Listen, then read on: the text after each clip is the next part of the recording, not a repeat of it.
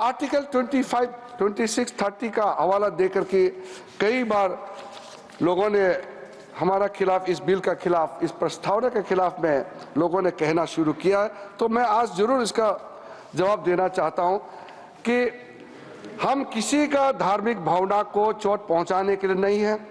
एक मुसलमान वक्फ क्रिएट कर सकता है। अब सबसे जो छोटा आप जो क्रिएट करता है फितरा, सबसे छोटा सर, वो हर मुसलमान, गरीब से गरीब मुसलमान भी क्रिएट करता है। ज़कात आप क्रिएट करते हैं, आप देते हैं, दान देते हैं, उसमें कोई किसी को अधिकार ही नहीं है पूछने का कि हिसाब किताब कैसे किया है। ये आपका अंदर का बात है, आपका फेथ है, इसमें हम हस्तक्षेप कैसे कर सकते हैं? इसलिए बिल्कुल ये बात आप बिल्कुल मत बोलिएगा अपना बात रखते समय कि सरकार या कोई गैर मुसलमान के जो कामकाज में उसका तौर तरीके में हस्तक्षेप कर रहा है, ये मत बोलिएगा। वैसे तो कोर्ट केसेस बहुत है, मैंने दूसरे सदन में भी कोर्ट करके बताया, यहाँ मैं फिर से इसको दोहराना चाहता हूँ ताकि कोर्ट ने क्या रूलिंग दिया है वो भी क्लियर हो जाए।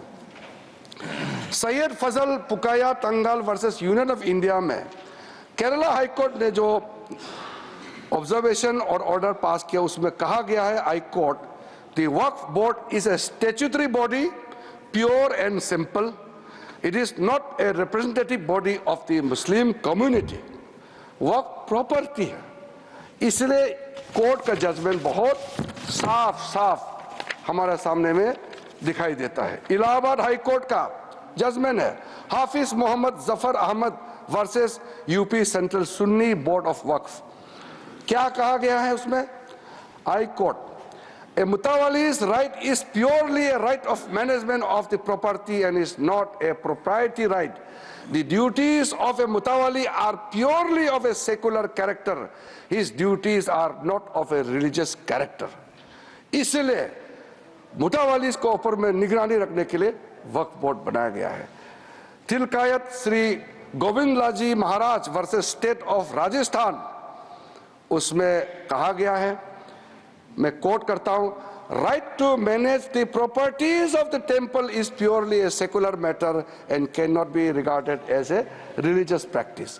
प्रॉपर्टी का मैनेजमेंट के बारे में इतना क्लियर कोर्ट ने कहा है, कई केसेस है, मैं बहुत कम आपके सामने में साइट कर रहा हूं।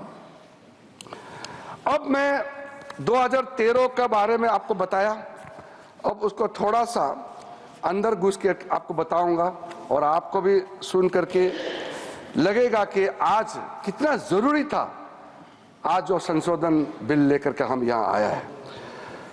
2013 में ये जो कमेटी वगैरह जो बनाया, 5 मार्च 2014 में कमेटी 13 में गठन हुआ और पारित हुआ दोनों सदनों में। फिर 2014 5 मार्च को, यानी कि 25 दिन पहले इलेक्शन एकदम नोटिफाई हो करके कोड ऑफ कंडक्ट लगने ही वाला है, तब हनन फनन में उस समय के यूपीए सरकार ने देश का राजधानी दिल्ली के अंदर में सबसे प्राइम प्रॉपर्टी 123 प्राइम प्रॉपर्टी को डी नोटिफाई करके दिल्ली वक्फ बोर्ड को सौंप दिया है। ये प्रॉपर्टी किस मिनिस्ट्री में आता था? Housing and urban affairs ministry का अंदर में आता है। तो आप सोच के देखिए, 1970 से केस चल रहा था और पेंडिंग है, कोर्ट को निर्णय करने दीजिए, वो पेंडिंग है। और ये सीजीओ कॉम्प्लेक्स वगैरह आप नाम सुनेंगे, लिस्ट बाद में मैं दे दूंगा। ऐसा प्राइम प्रॉपर्टी 123 प्रॉपर्टी को सीधा एक झटके में आपने हैंडओवर कर दिया। उसके बाद 2013 अमेंडमेंट में आपने क्या कहा? कोई भी आदमी वक्फ क्रिएट कर सकता है।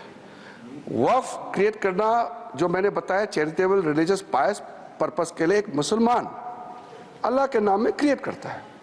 अब उसको बदल करके यूपीए सरकार ने यह कह दिया कि कोई भी आदमी वक्फ क्रिएट कर सकता है।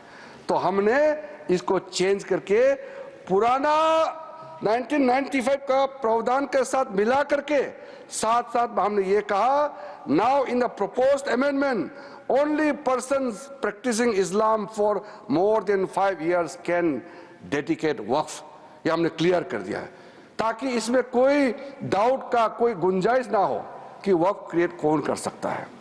न्यूज नेशन अब व्हाट्सएप पर खबरों के ताजा अपडेट के लिए न्यूज नेशन के इस क्यूआर कोड को स्कैन करें।